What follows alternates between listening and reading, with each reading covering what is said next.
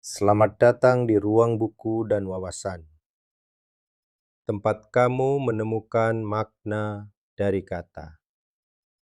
Hari ini kita akan menyelami buku berjudul Five Levels of Leadership, langkah-langkah yang terbukti untuk memaksimalkan potensi Anda.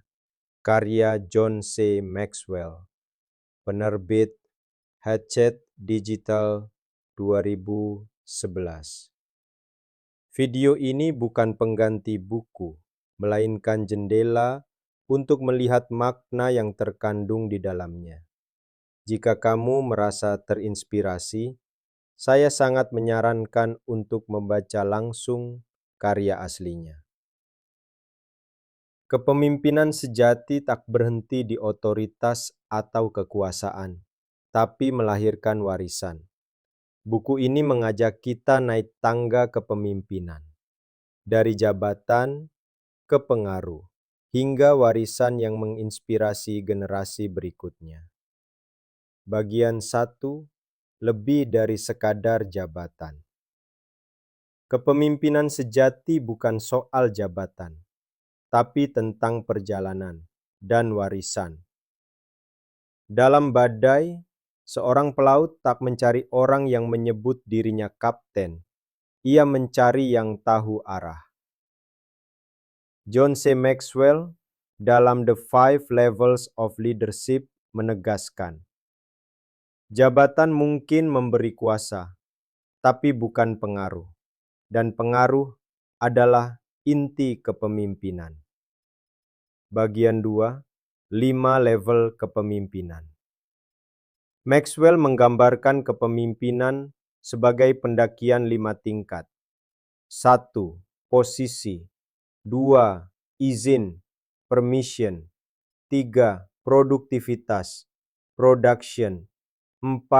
Pengembangan orang, people development. 5. Puncak, pinnacle. Setiap tingkat dibangun di atas hubungan, hasil, dan pengembangan manusia. Melompati proses hanya melahirkan pemimpin yang rapuh.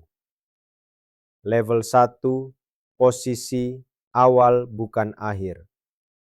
Banyak yang berhenti di level ini, merasa cukup karena punya jabatan. Tapi orang tidak mengikuti jabatan.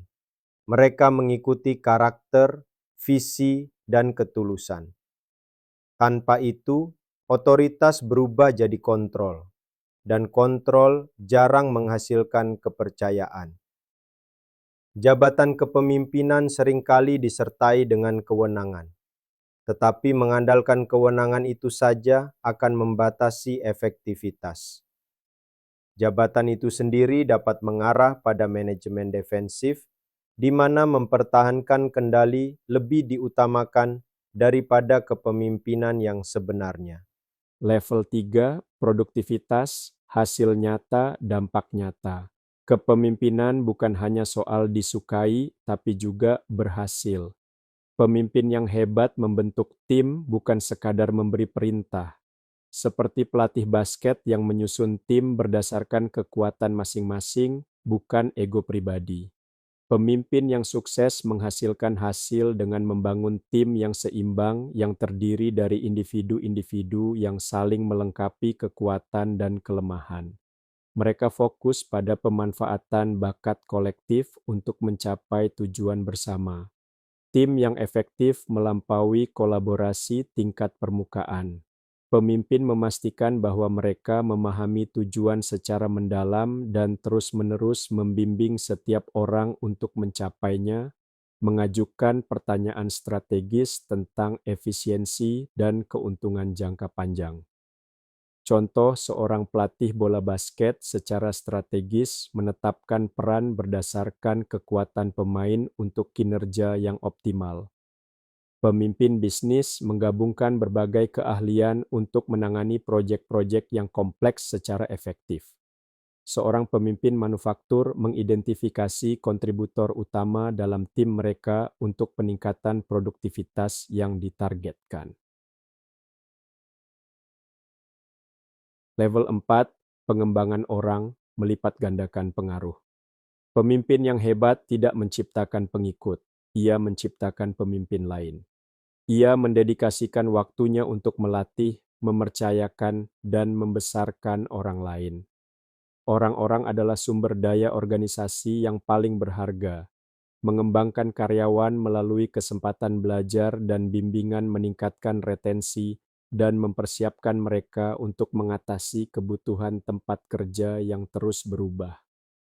Dengan mengalokasikan 80% waktu mereka untuk membangun tim daripada kemajuan pribadi, para pemimpin yang efektif melipat gandakan pengaruh mereka. Investasi jangka panjang dalam pertumbuhan karyawan menghasilkan kepuasan profesional dan hasil bisnis yang lebih baik. Contoh, tempat kerja yang memenangkan penghargaan memprioritaskan program pelatihan dan bimbingan sebagai bagian dari kebijakan pertumbuhan karyawan. Sebuah perusahaan rintisan berinvestasi besar-besaran pada tenaga kerjanya untuk menciptakan budaya dan keterampilan perusahaan yang langgeng. Para pemimpin yang transformatif menyeimbangkan pengajaran langsung dengan menumbuhkan kemandirian untuk mengembangkan para pekerja terbaik. Level 5, puncak warisan yang mengalir. Terus tanggung jawab terakhir seorang pemimpin terletak pada penciptaan lebih banyak pemimpin. Mendorong orang lain untuk mengambil peran kepemimpinan menghilangkan hambatan dan memelihara kemandirian di seluruh organisasi. Tidak seperti kawanan kerbau yang mengikuti satu pemimpin. Organisasi berkembang pesat ketika terstruktur seperti angsa yang terbang dalam formasi. Anggota tim berganti peran, belajar untuk memimpin dan mempertahankan momentum. Memberdayakan pengambilan keputusan membangun ketahanan ketika pemimpin bertransisi atau tantangan baru muncul. Tokoh sejarah menunjukkan pendekatan ini. Sokrates mengajar Plato yang membimbing Aristoteles, pada akhirnya mewariskan teknik kepemimpinan dari generasi ke generasi. Berinvestasi dalam suksesi kepemimpinan membangun efek riak pertumbuhan dan kontribusi yang tak terbatas. Contoh seorang CEO yang pensiun memastikan pemimpin berikutnya dipersiapkan melalui bimbingan yang berkelanjutan. Tim berkembang pesat ketika anggota memiliki kesempatan untuk memimpin, daripada hanya mengandalkan satu pembuat keputusan. Silsilah bimbingan Sokrates memengaruhi generasi jauh melampaui masa hidupnya. Bagian 3. Apa yang bisa kita lakukan hari ini? Kepemimpinan bukan untuk CEO atau jenderal saja, tapi untuk siapapun yang memilih bertumbuh.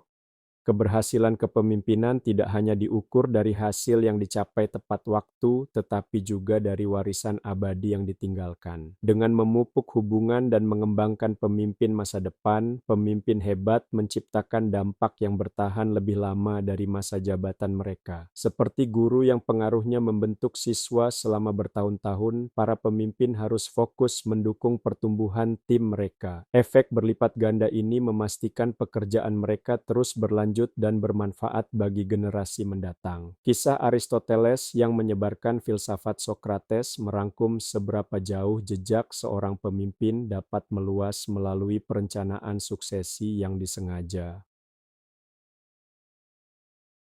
Penutup, apa level kepemimpinan kamu saat ini? Tulis di kolom komentar dan mari kita belajar bersama. Jika video ini memberi makna buatmu, bantu dengan like, subscribe, share, dan tinggalkan komentar. Karena di ruang buku dan wawasan, kita tidak hanya membaca, kita juga merenung.